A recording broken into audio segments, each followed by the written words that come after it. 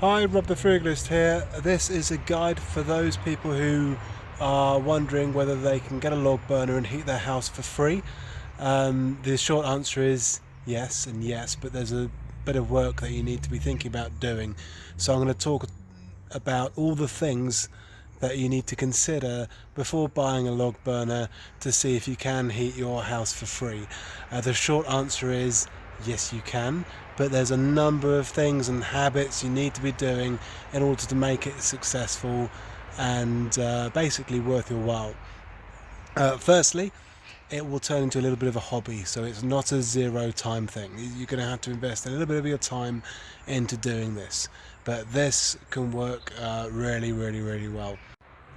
First thing you need to be doing is listening. Okay, listening for chainsaws, listening for wood chippers. What do they sound like? Well, listen out and you'll find out. I've got an example just here. Can you hear that noise?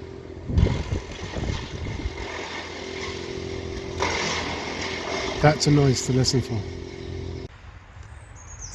And I think everyone knows what a chainsaw sounds like, but don't confuse them with other things like strimmers, leaf blowers, etc. So that's the first thing. You've got to be good at listening and also looking. So when you're driving around, if you see someone's had a job done, then you know where you might be able to go to do the next thing, which is actually requires a little bit of boldness. You need to go and ask. Okay, so if people are processing wood, often they have to pay money in order to get rid of the wood, so you'll be doing them a favour.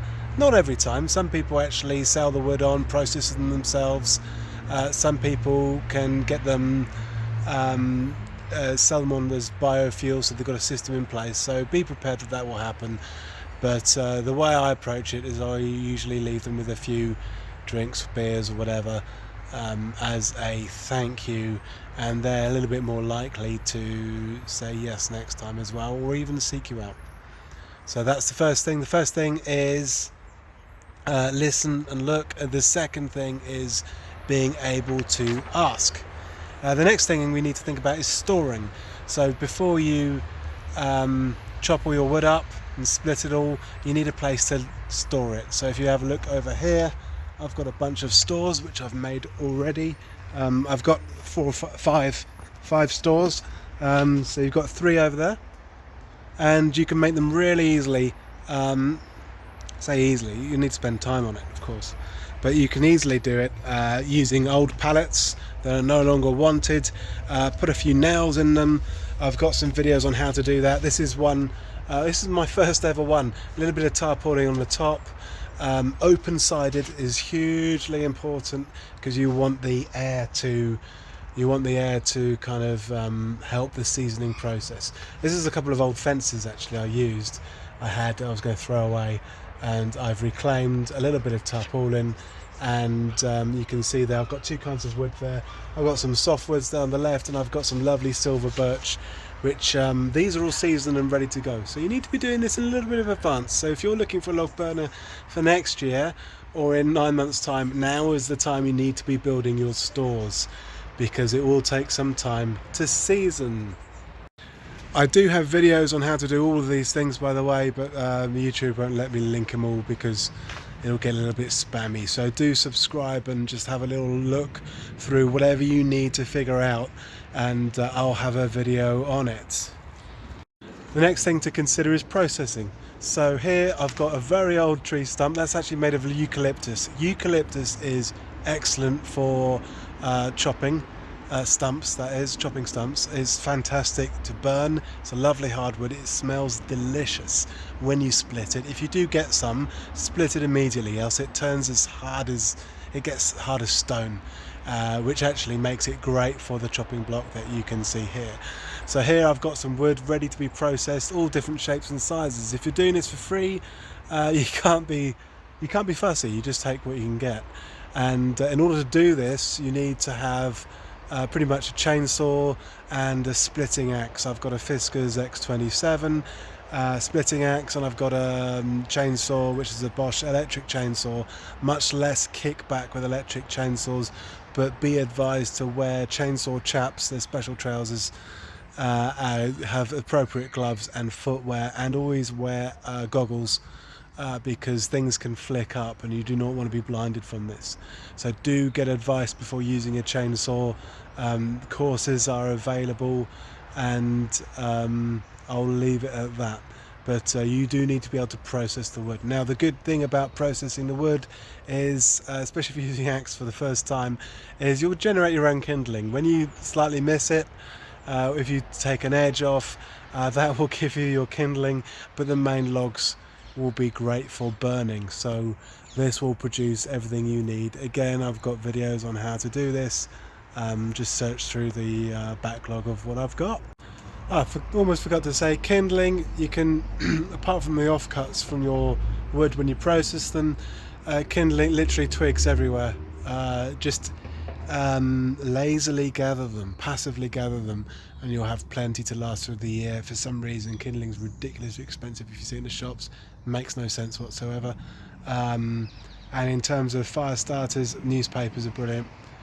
Free newspapers, that is. Obviously, this is a frugal channel and we're trying to save money. So if you're careful about that, you can build that over the year. Then do that. I'm trying to think of everything else I've forgotten. I mean, you can reuse all stuff like ash for composting, or I actually use it to deal with my dog poos.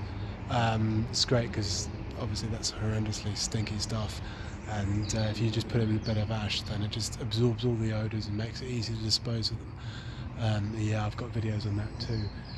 What else am I missing? I think that's it. There's probably more. Do have a look. Anyway, back to me again.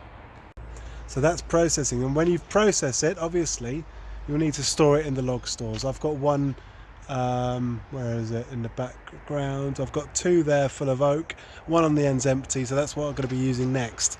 Do consider how the log stores work. I've got one facing possibly the wrong direction. I noticed it was getting a bit mouldy, so make sure that they get enough sun, but basically wind is the most important thing for these things to season properly.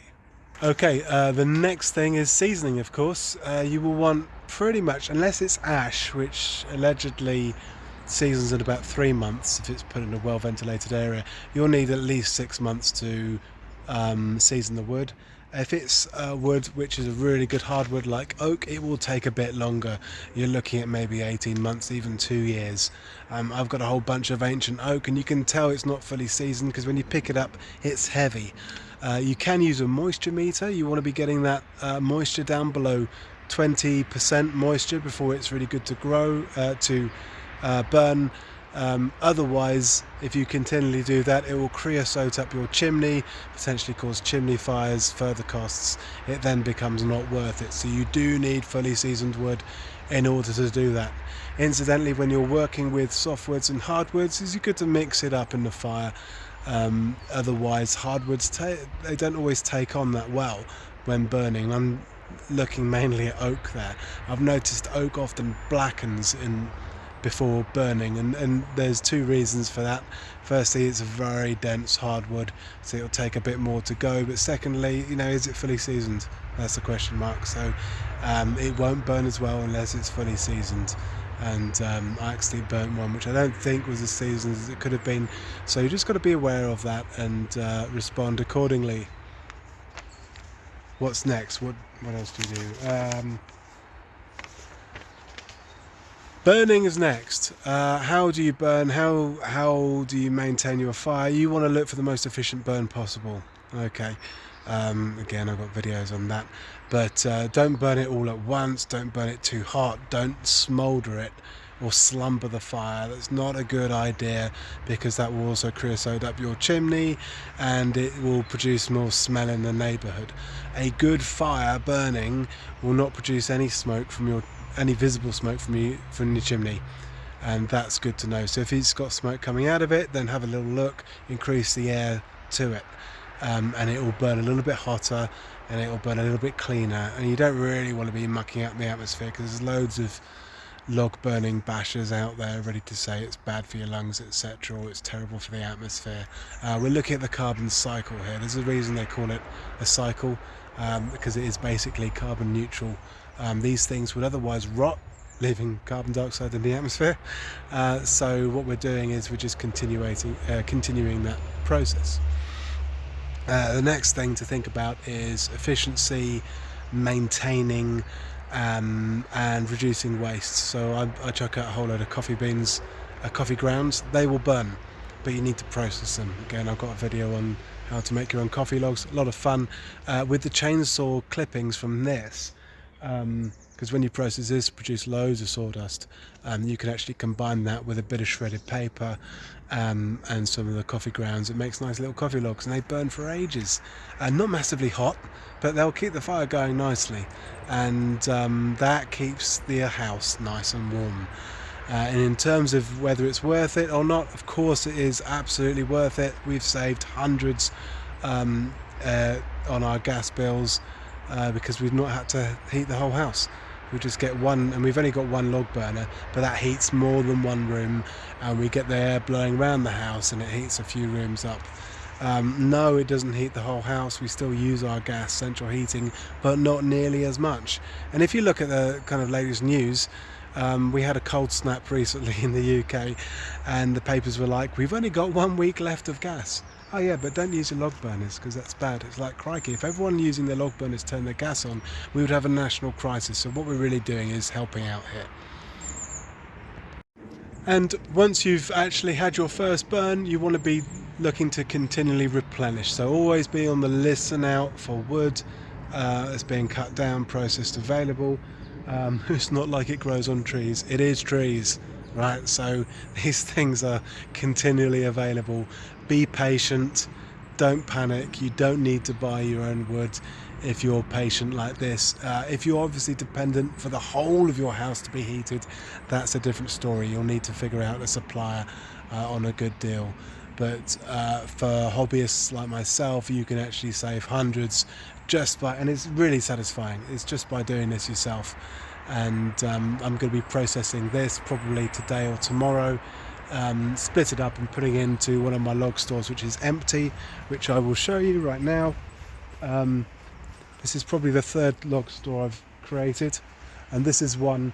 Actually, I wasn't too happy with it because it's leaning backwards a bit. I'm going to get it going sideways and more facing this way. So always experiment, learn from mistakes, and make sure that these are looked after, fairly sturdy. They don't have to look like the best thing since sliced bread. They just need to be functional, and this is what we're trying to do. We're trying to reduce waste. We're trying to save money. We're trying to make our houses warm and enjoy a lovely toasty log burner. And it is so satisfying getting your feet up in front of the fire with a glass of wine or something as the fruits of your labour over the last year or so are burning in front of you, and you get all cozy and snug. Who doesn't want that?